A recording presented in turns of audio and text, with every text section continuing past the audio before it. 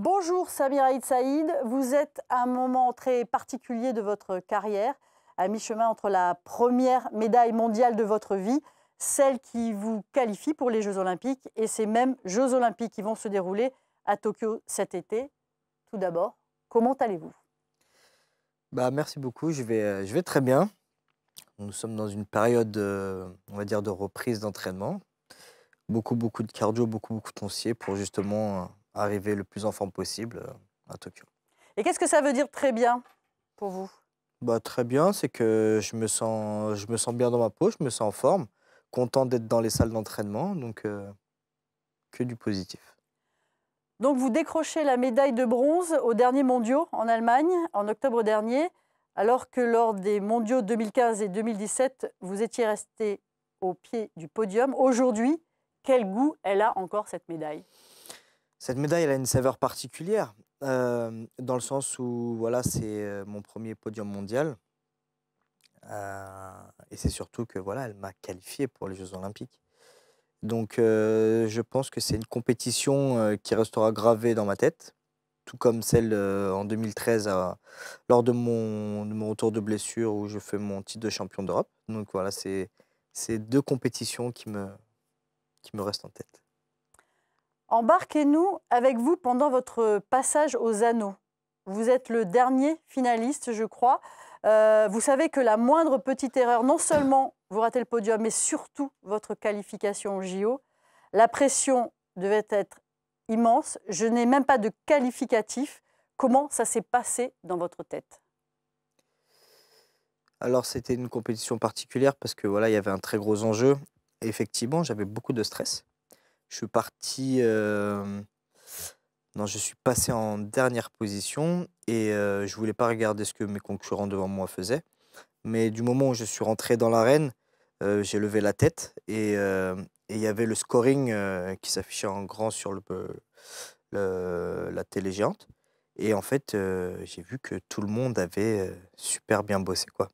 Donc j'avais pas le droit à l'erreur. Devant moi passait le champion olympique, champion du monde. Donc bon, j'ai regardé ce qu'il faisait. J'ai vu qu'il était en troisième position. Donc pour me qualifier, il fallait que je sorte le champion olympique, le champion du monde. Donc ouais, là, il y a eu une petite pression, mais dans ma tête, c'était la guerre. Il y a plus d'amis. Une fois qu'on est sur le terrain, il y a plus d'amis, plus d'amis. Donc j'y suis allé, j'ai pas réfléchi et J'ai pas réfléchi. Comment vous organisez votre stress quand vous commencez à mettre la poudre sur vos mains? Comment ça se passe? voilà, j'essaie de transformer ce stress en stress positif, en me disant que je suis pas là pour rien. Il y a énormément d'heures d'entraînement qui sont derrière et que les autres ont faim, mais moi, j'ai encore plus faim qu'eux. Voilà.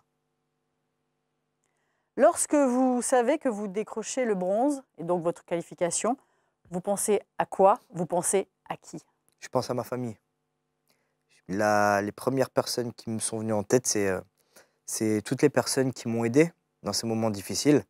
J'ai passé une année très, très compliquée, très difficile et voilà, la première chose que j'ai fait, c'est j'ai appelé ma conjointe en FaceTime. Elle était avec ma mère et mon petit-neveu.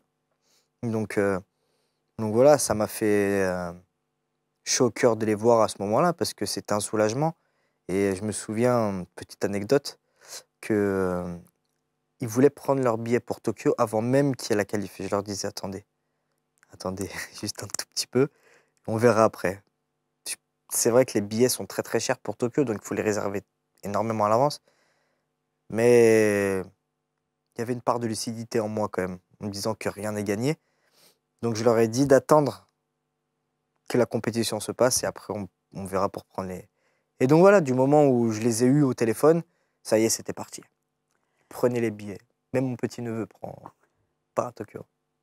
On a l'impression quand même que depuis votre blessure à Rio, euh, vous dites, plus j'entendais que c'était fini, plus ça me motivait. Est-ce que vous diriez aujourd'hui que vous êtes quand même reconstruit sur la revanche?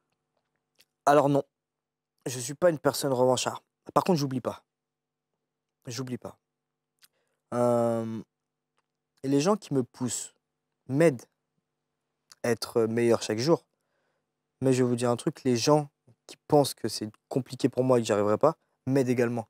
Parce que toutes les personnes qui croient pas en moi, qui ne veulent pas mon bien, que je n'y arrive pas, et ben, ils me donnent de la force pour leur montrer et leur prouver que je peux y arriver.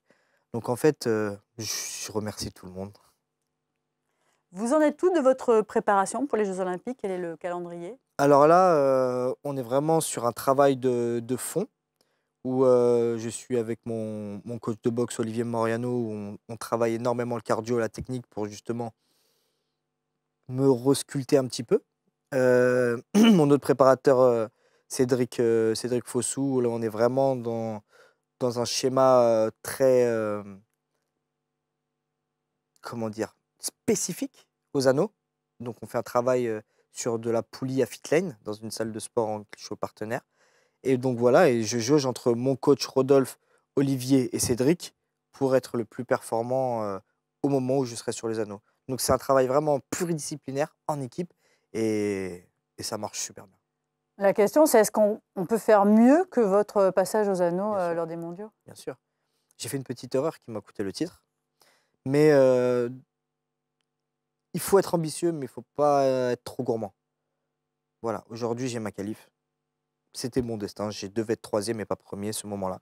Je serai champion olympique. En tout cas, je vais tout faire pour. À moi de gommer les petites erreurs. Et de toute façon, on apprend toujours. On apprend de nos erreurs. En tout cas, pour ma part, je cherche à apprendre de toutes les erreurs que je fais pour ne plus les reproduire. Et voilà, je sais où j'ai fauté le jour de cette compétition. À moi de ne pas reproduire cette erreur pour faire retentir cette Marseillaise à Tokyo. Pour l'instant, je ne vous demande pas ce que l'on peut vous souhaiter. Je vous dis merci, Samira Eid Saïd, et à très bientôt. Merci à vous.